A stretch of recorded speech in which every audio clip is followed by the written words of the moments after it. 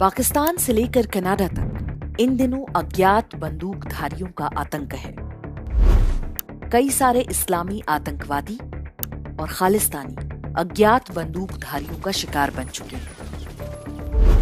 खालिस्तानी और पाकिस्तानी ही नहीं, ब्रिटेन और नेपाल में भी भारत के दुश्मनों को कोई चुन चुन कर मार रहा है। कौन मार रहा है ये तो आपको पता ही होगा, बताने की कोई आवश्यकता नहीं। ये अनआइडेंटिफाइड गनमैन या अज्ञात बंदूकधारी जो भी हो, हर भारतीय उनकी सुरक्षा के लिए प्रार्थना करता है और उनके प्रति आभारी है। लेकिन क्या आप जानते हैं कि इन अज्ञात बंदूकधारियों का जीवन आप पर ही निर्भर करता है? जिस दिन कांग्रेस या उसकी विचारधारा की कोई भी पार्टी सत्ता में आई, पाकिस्तान को इन अज्ञात लोगों की पूरी सूची मिल जाएगी।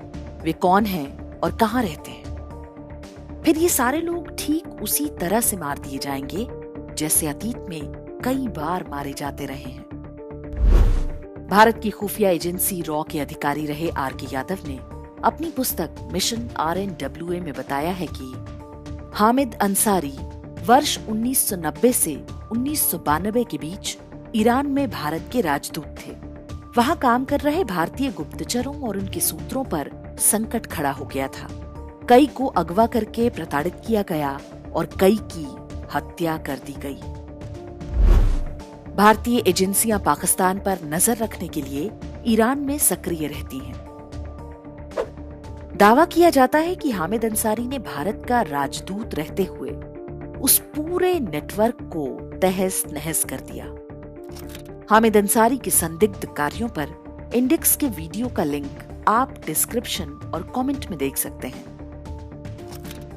वर्ष 1997 में कांग्रेस के समर्थन से प्रधानमंत्री बने इंद्र कुमार गुजराल ने पद संभालते ही सबसे पहले देश की पीठ में छुरा भोंका था। उन्होंने पाकिस्तान के सिंध और बलूचिस्तान में सक्रिय रॉ के जासूसों की पूरी सूची ISI के बड़े अधिकारियों को थमा दी।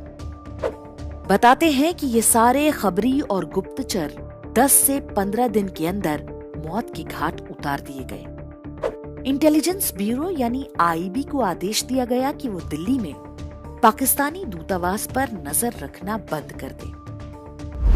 गुजराल ने यह गद्दारी चोरी छिपे नहीं, बल्कि गुजराल डॉक्ट्रिन बनाकर डंके की चोट पर किया था। उस समय के कई गुप्तचर अधिकारियों ने इस बारे में लिखा और बताया है। रॉ के अधिकारी रहे NK सूद के वीडियो का लिंक हम YouTube के डिस्क्रिप्शन में दे रहे हैं। किसी को संदेह हो तो वो इसे सुन सकता है। वर्ष 2004 में सोनिया गांधी मनमोहन सिंह की सरकार बनने के बाद तो रॉ और इंटेलिजेंस ब्यूरो का मनोबल पूरी तरह से पस्त कर दिया गया। पाकिस्तान में भारत का खुफिया नेटवर्क ध्वस्त हो गया। भारत की जेलों में बंद ISI एजेंटों को सद्भावना के नाम पर छोड़ा जाने लगा। 26/11 के मुंबई हमले के बाद वर्ष 2010 में 25 पाकिस्तानी आतंकवादियों और ISI एजेंटों को गुडविल मिशन के नाम पर छोड़ दिया गया। इनमें ही शाहिद लतीफ भी था, जिसने बाद में पठानकोट एयरबेस पर हमला किया था। भारत के प्रधानमंत्रियों और राजनीतिक दलों की देश के साथ गद्दारी के ये उदाहरण कोई बहुत पुरानी या सुनी सुनाई बातें नहीं है। ये सब कुछ बीते 2-3 दशकों में हुआ है।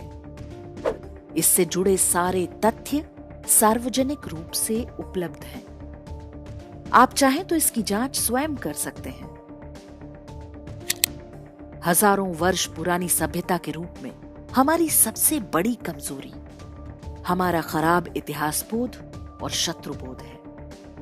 हम अपने इतिहास से कोई सबक नहीं लेते और क्षुद्र स्वार्थों के कारण शत्रु के झांसे में आ जाते हैं। लोकतंत्र में हमारा अधिकार है कि हम किसे वोट दें या किसे ना दें, लेकिन ये याद रखना चाहिए कि हमारे वोट पर उन लोगों का जीवन भी निर्भर है जो बिना किसी पहचान, बिना किसी श्रेय के हर समय अपनी जान जोखिम में डालकर हमारी रक्षा कर रहे हैं।